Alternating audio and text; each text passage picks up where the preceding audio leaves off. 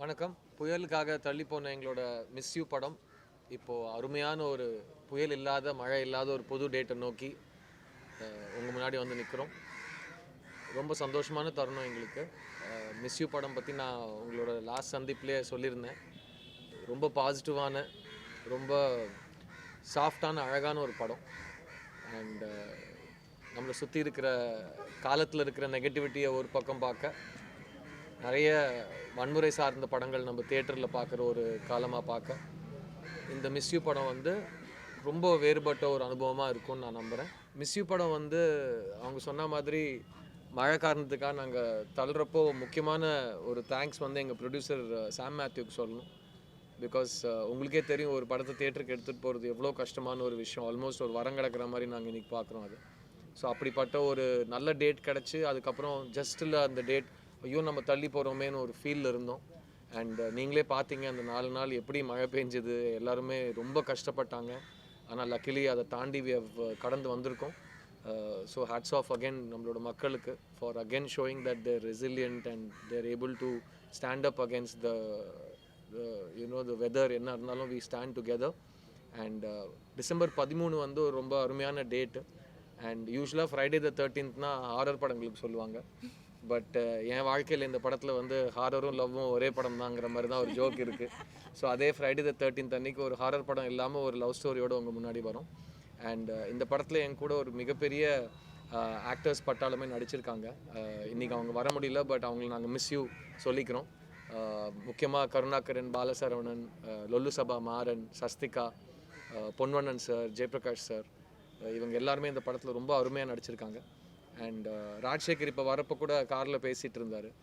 ரொம்ப நாளுக்கு அப்புறம் காதல், நட்பு, குடும்பத்தில் சந்தோஷம், இந்த மாதிரி ஒரு டாபிக்ஸை சார்ந்து ஒரு ரொம்ப ஜாலியான ஒரு படம் உங்களுக்காக காத்துட்ருக்கு.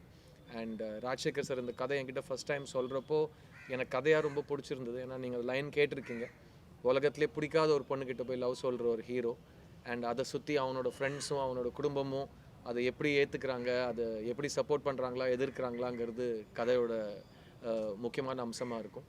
அண்ட் இந்த படம் ஒரு ரொம்ப கலர்ஃபுல்லான ஒரு படம். கேஜி வெங்கடேஷோட ஒளிப்பதிவு, ஆர்ட் டைரக்டர் சிவசங்கரோட மெனக்கெடல், அண்ட் இந்த படத்தில் ஒர்க் பண்ண எல்லா டெக்னீஷியன்ஸ், முக்கியமாக ஜிப்ரான் இந்த படத்தில் வந்து ரொம்ப நாளுக்கு அப்புறம் ஒரு 8 பாட்டு இருக்கிற ஒரு ஃபேமிலி லவ் ஸ்டோரிக்காக ஸ்கோர் பண்ணியிருக்காரு.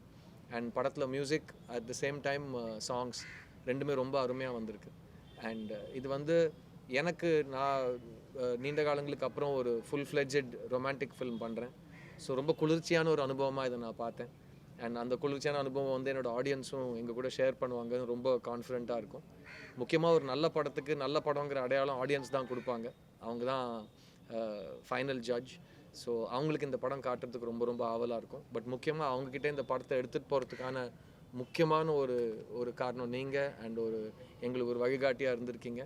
அண்ட் இது வரைக்கும் நடந்த எல்லா ப்ரெஸ் இன்ட்ராக்ஷன்ஸ், அதை தாண்டி வந்த இன்டர்வியூஸ் எல்லாமே ரொம்ப பாசிட்டிவாக அமைஞ்சிட்டு வருது. நான் ஏன் சொல்கிறேன்னா, எதுவுமே இது வரைக்கும் ஏன் இப்படி பேசுனீங்கன்னு எனக்கு பிரச்சனை ஆகாமல் இருந்திருக்கு. ஸோ எல்லாமே பாசிட்டிவாக போயிருக்குன்னு நான் நினச்சிக்கிறேன். அண்ட் இந்த படத்தோட cast and crew at the same time இந்த ஜானருக்காக வெயிட் பண்ணுற எல்லாருக்காகவும் இந்த மிஸ் யூ படம் டிசம்பர் 13th உங்கள் அபிமான திரையரங்கில் நீங்கள் பார்க்கலாம். So support the film and hopefully you like it.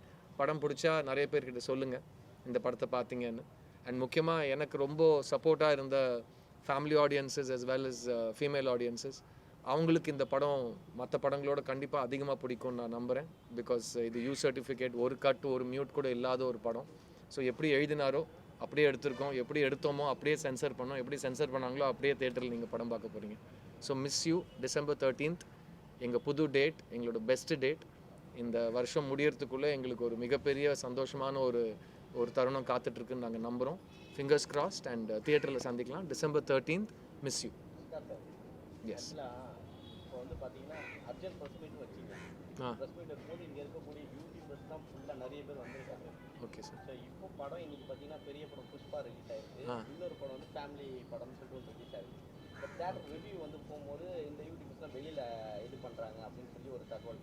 So இதை எப்படி பார்க்குறீங்க? ஏன்னா நம்மளுக்கு ப்ரொமோஷன் போது இவங்க தான் முன்னாடி வந்து நிற்கிறவங்க, இவங்களை வெளியில் அனுப்புறத நீங்கள் எப்படி பார்க்குறீங்க? ஏன்னா நான் வந்து நாங்கள் கூப்பிட்டோன்னு இவ்வளோ பேர் வந்திருக்கீங்க, அதை பாசிட்டிவாக பார்க்குறேன். அவங்க வேறு எங்கே போகக்கூடாது எதனால போக முடியலங்கிறது என் டாபிக் கிடையாது. நீங்கள் பக்கத்து ஸ்டேட்டுக்கு போய் கூட கவர் பண்ணியிருக்கீங்க. நிறைய பேர் நான் கேள்விப்பட்டேன், மீடியாவில் என் ஃப்ரெண்ட்ஸ் சொன்னாங்க. இப்போ பண்ணாதேன்னு சொன்னோடனே பஸ்ஸு பிடிச்சோ கார் பிடிச்சோ ஃப்ளைட் பிடிச்சோ வேறு ஊருக்கு போய் கூட்டத்தோட கூட்டமாக உங்களோட வேலையை நீங்கள் பார்த்துருக்கீங்க. ஸோ எல்லோரும் அவங்கவுங்க வேலையை அந்த ரூல்ஸை ஃபாலோ பண்ணிவிட்டு அந்தந்த ஊரில் பார்க்குறாங்க. அதை நான் பாசிட்டிவாக தான் பார்க்குறேன். தேட்டருக்கு நாங்கள் வரோம் உங்கள் படத்தை பார்க்கறதுக்கு. வாங்க சார், தாராளம் வாங்க, நானும் உங்க கூட உட்காந்து பார்க்குறேன். வரதுக்கு எங்களுக்கு டிக்கெட் வந்து இவ்வளோ தான் ஜட்ஜ் பண்ணுறாங்க. ஆனால் புரியல, ஜட்ஜ் பண்ணுறது டிக்கெட்னா ஒரு 300 ரூபா வேல்யூ வைக்கிறாங்க.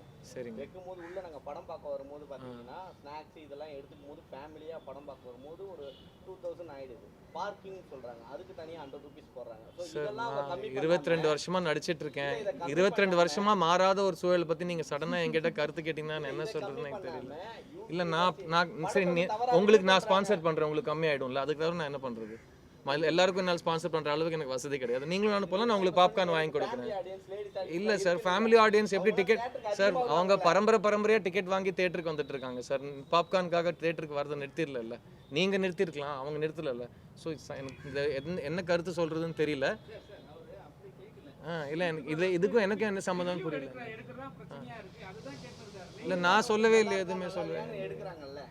சரி சார், உங்களுக்கு படம் பிடிச்சா நீங்கள் நல்லா இருக்குன்னு சொல்லுங்கள், படம் பிடிக்கலாம் நல்லா இல்லைன்னு சொல்லுங்கள். நான் அது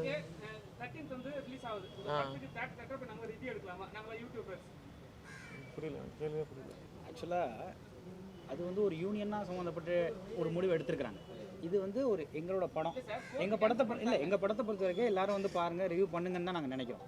ஆனால் இது வந்து ஓவரால் எல்லா படத்துக்கும் சேர்த்து நாங்கள் பேச முடியாதுல்ல, அது அவங்க யூனியனில் எடுக்கிற முடிவு. இல்லை நாங்கள் எடுத்த முடிவு இல்லை, நாங்கள் அவங்கள வராதுன்னு சொல்லலை. யாரோ ஒரு முடிவு எடுத்திருக்காங்க, அவங்களோட அதிகாரத்தை மரியாதை கொடுத்து நீங்கள் வராமல் இருக்கீங்க, அதான் சூழ்நிலை.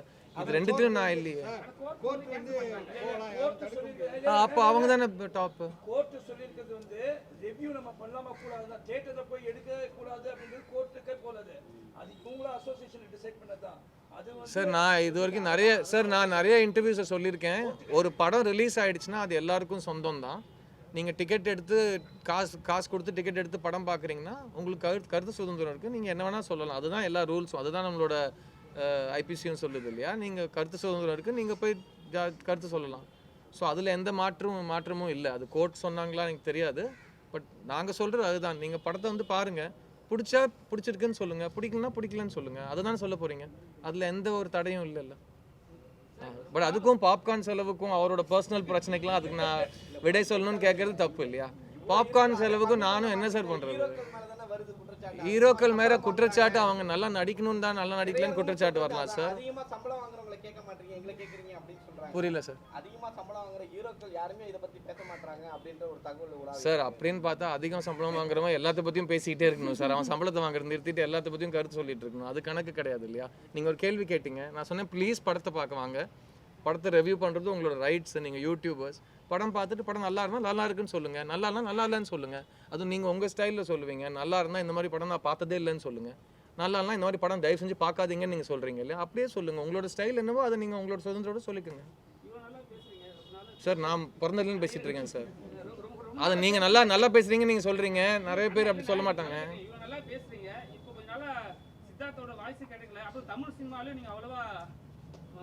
சார் இப்போ தான் சம்பளம் அதிகம் வாங்குறவங்க கருத்து சொல்லணுன்னாங்க, அப்போ நான் கருத்து சொல்லலை.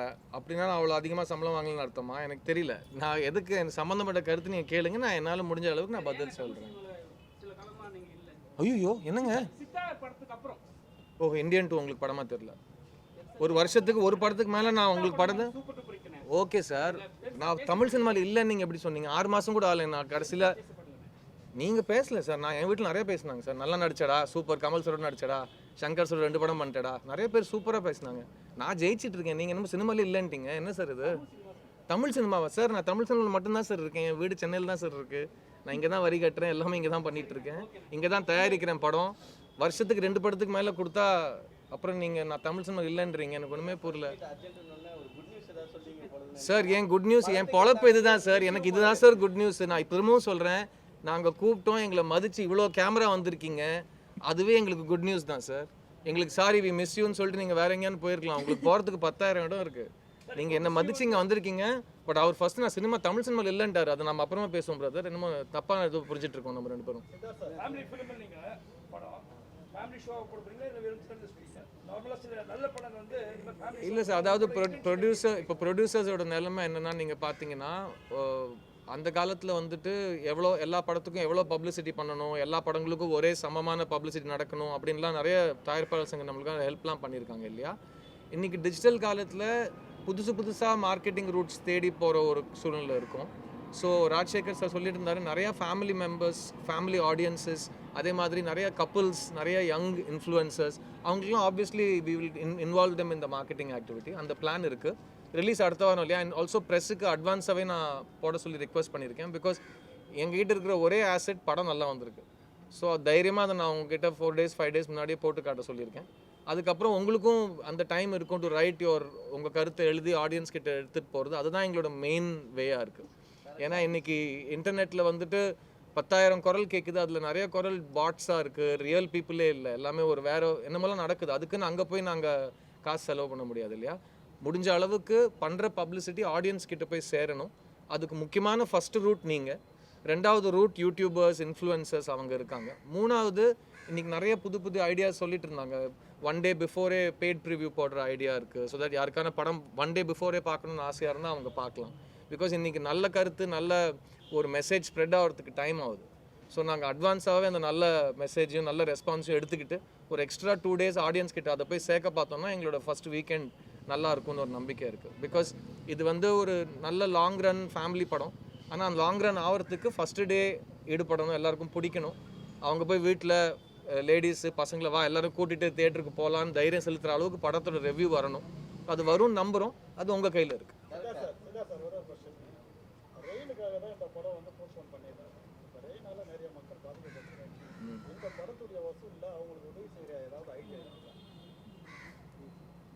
சார் சினிமா ரொம்ப கஷ்டத்து இருக்குது சார்.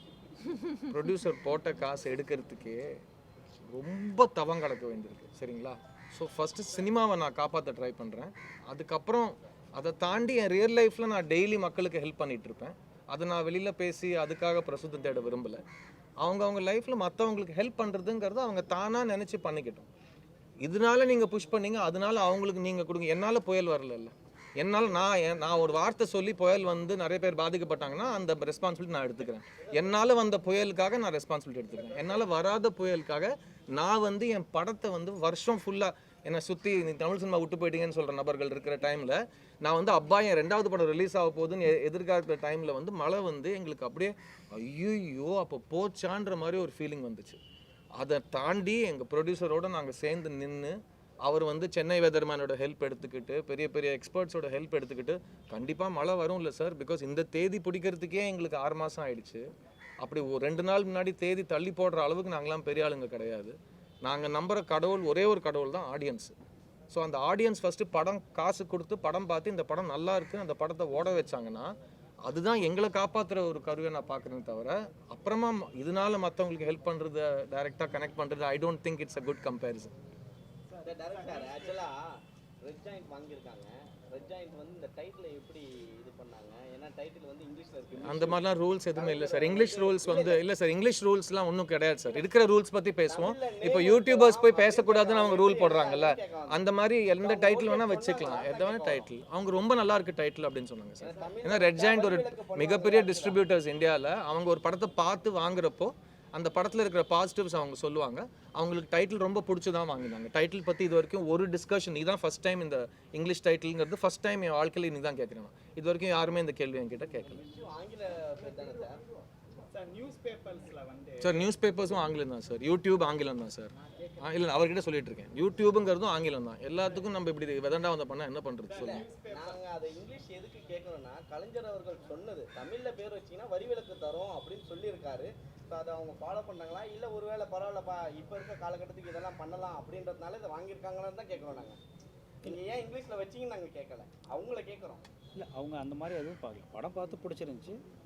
வெரி சார் நியூஸ் பேப்பரில் வந்து பேப்பரை ஓப்பன் பண்ணால் வந்து டைவர்ஸ் கேஸஸ் வந்து ரொம்ப கூடுதலாக இருக்குது. டைவர்ஸ் கேஸஸ் கொஞ்சம் கூடுதலாக இருக்குது. இதுக்கு வந்து சப்போர்ட், இதுக்கு வந்து ஆப்போசிட்டான ஒரு மூவியாக இருக்குமா?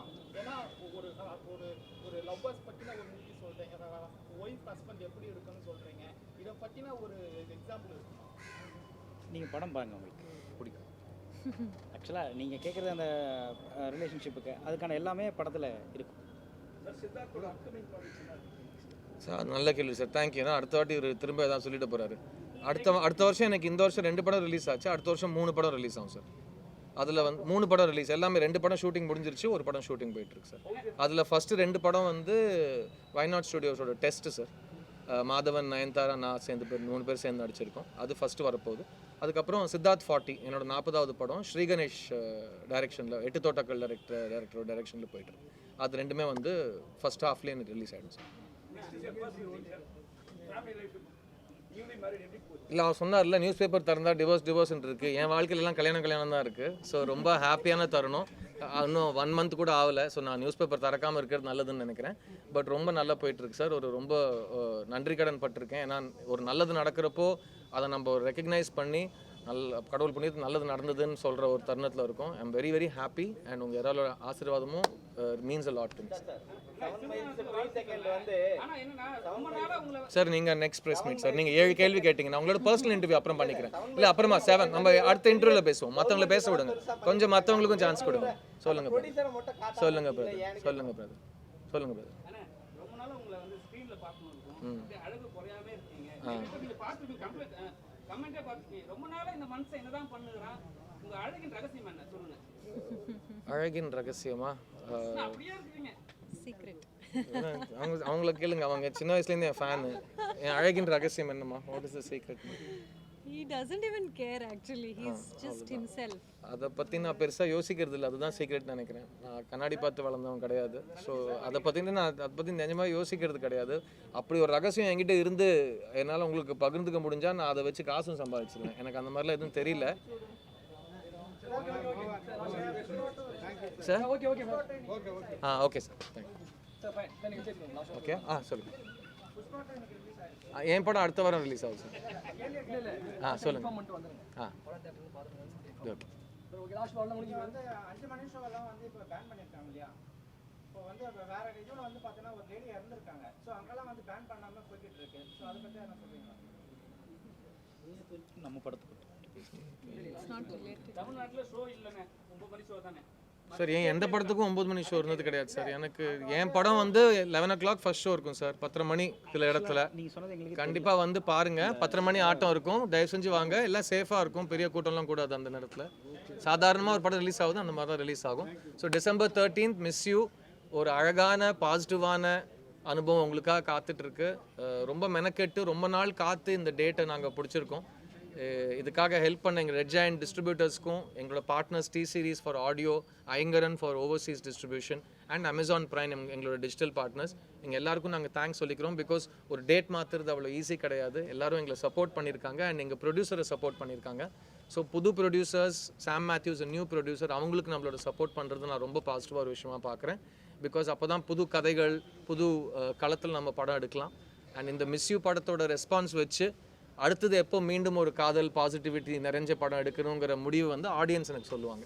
ஸோ தியேட்டரில் சந்திக்கலாம். டில் தென் மிஸ் யூ.